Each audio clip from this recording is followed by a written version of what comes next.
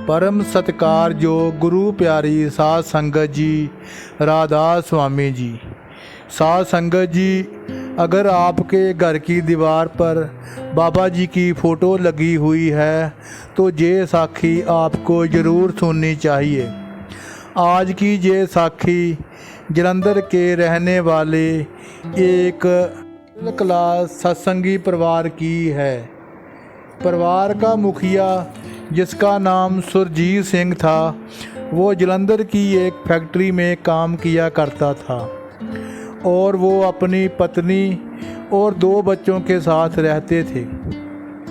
पूरा परिवार सत्संगी था। सुरजीत सिंह और उसकी पत्नी दोनों ने बाबा जी से बहुत पहले से नामदान लिया हुआ था। दोनों का भजन सिमरन भी अच्छा था और पूरा परिवार हर रविवार को सत्संग घर जाया करते थे और इन्हें बाबा जी पर अटूट विश्वास था। इनकी बेटी बड़ी थी और बेटा छोटा था। जब बेटी ने अपनी कॉलेज की पढ़ाई पूरी कर ली तो माता पिता ने बेटी के लिए रिश्ता देखना शुरू कर दिया और सतगुरु की कृपा से एक सत्संगी परिवार का लड़का मिल गया। दोनों परिवारों ने मिलकर शादी की तारीख पक्की की और इसके बाद सुरजीत ने बेटी की शादी की खरीदारी शुरू कर दी। अपनी हैसियत और अपनी जमा पूंजी के हिसाब से उन्होंने अपनी बेटी की शादी के लिए गहने, कपड़े आदि सब ज़रूरी सामान खरीद कर घर पर अलमारी में रख लिया। दिन बीत रहे थे और शादी की तारीख नज़दीक आ रही थी तो उन्होंने अपने रिश्तेदारों और दोस्तों को शादी के कार्ड देने शुरू कर दिए थे। लेकिन सबसे पहला कार्ड ये डेरे में भेजना चाहते थे। जैसा कि ये एक सत्संगी परिवार था तो उन्होंने खुद डेरे जाकर पहला कार्ड देने का मन बनाया। लेकिन समस्या ये थी कि अगर ये सब डेरे जाते हैं तो पीछे घर में शादी के गहने पड़े हैं। ऐसे घर अकेला छोड़कर जाना उनको ठीक नहीं लगा। लेकिन बेटी की शादी से पहले ये डेरे ज़रूर जाना चाहते थे।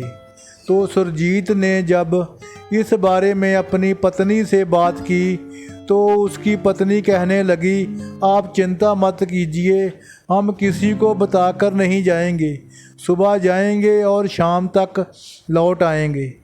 तो शादी से 8 दिन पहले उन्होंने डेरे जाने का प्लान बनाया और शादी की खरीदारी का सारा सामान अलमारी में से निकालकर एक संदूक में रख दिया और उसके ऊपर बाबा जी की फ़ोटो रख दी। ये लोग सब कुछ बाबा जी के हवाले करके डेरे चले गए। जैसा कि पति पत्नी ने आपस में प्लान बनाया था कि हम किसी को बिना बताए ही डेरे जाएंगे, तो उन्होंने किसी को नहीं बताया कि आज उन्हें कहीं जाना है।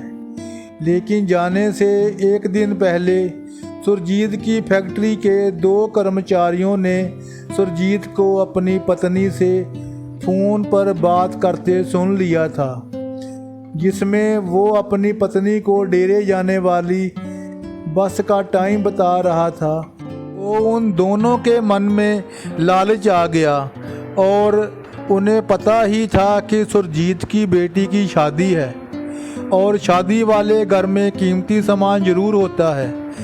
इधर सुबह सुबह सुरजीत अपने परिवार सहित डेरे जाने वाली बस में बैठ गया और पहले से घात लगाए वो दोनों कर्मचारी सुरजीत के जाते ही उसके घर का ताला तोड़कर अंदर घुस गए और गहने पैसे ढूंढने लगे। जब घर की सभी अलमारियां खोजने के बाद कुछ नहीं मिला तो उनकी नज़र वहां कोने में पड़े उसी संदूक पर गई और संदूक देखते ही दोनों समझ गए कि इसी में है सब कुछ। तो जैसे ही उन्होंने संदूक को खोलने के लिए हाथ संदूक पर टच किया तो उनको ज़ोरदार करंट लगा और ये एकदम पीछे हट गए। पहली बार में उन्हें समझ नहीं आया कि ये क्या हो रहा है। उन्होंने दूसरी बार फिर से कोशिश की। इस बार फिर उन्हें ज़ोर सा करंट लगा और फिर उनकी नज़र संदूक के ऊपर पड़ी, बाबा जी की फ़ोटो पर पड़ी। बाबा जी को देखकर उन्हें ऐसा लग रहा था कि जैसे बाबा जी उनको गुस्से में देख रहे हैं, लेकिन इन दोनों ने इस बात पर ज़्यादा गौर ना करते हुए अपने काम को जारी रखा, क्योंकि ये दोनों जिस काम के लिए आए थे उस काम को किए बिना जाना नहीं चाहते थे। तो उन्होंने पास में पड़ी एक लकड़ी उठाई और बाबा जी की फ़ोटो को लकड़ी के सहारे से वहाँ से नीचे गिराने की कोशिश करने लगे। लेकिन उस समय वो हल्के से वजन की फ़ोटो उस संदूक के साथ ऐसे चिपक गई कि उनकी लकड़ी टूट गई और बाबा जी की फ़ोटो अपनी जगह से ना हिली। ये सब देखकर उनके पसीने छूट गए। उन्होंने तीसरी कोशिश फिर की, लेकिन फिर से उन्हें झटके के अलावा और कुछ ना मिला और अब ये इतना डर गए कि उन्हें समझ ही नहीं आ रहा था कि आखिर ये हो क्या रहा है, और डर के कारण ये दोनों वहाँ से भाग गए। लेकिन बाहर आकर भी उन्हें चैन नहीं मिल रहा था। इनके दिमाग में बार बार बाबा जी का चेहरा घूम रहा था और जब शाम को सुरजीत और उसका परिवार घर आया और उसने घर का ताला टूटा देखा तो उनके होश उड़ गए। लेकिन जब अंदर जाकर संदूक को खोल कर देखा तो सब कुछ वैसे का वैसा पड़ा था और इतने में वही दोनों कर्मचारी फिर से सुरजीत के घर आ गए और सुरजीत के पैर पकड़कर माफ़ी मांगने लगे और कहने लगे कि भाई हमारे मन में लालच आ गया था।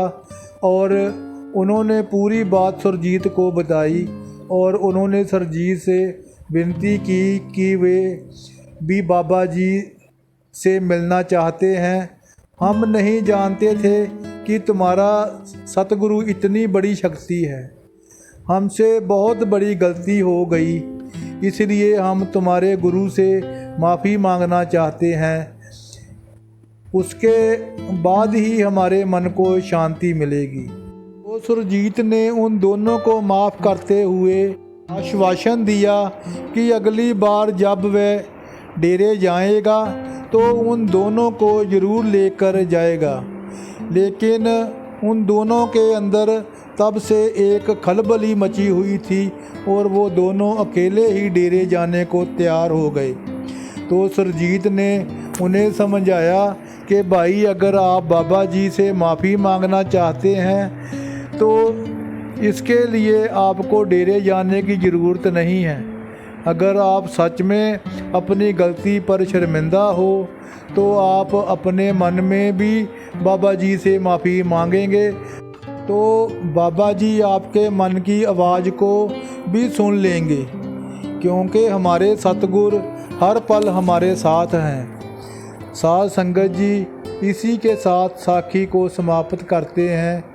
मैं आशा करता हूँ कि आज की साखी सुनकर आपको समझ आया होगा कि सतगुर पर विश्वास करने वाले सत्संगी का बाल भी बांका नहीं हो सकता।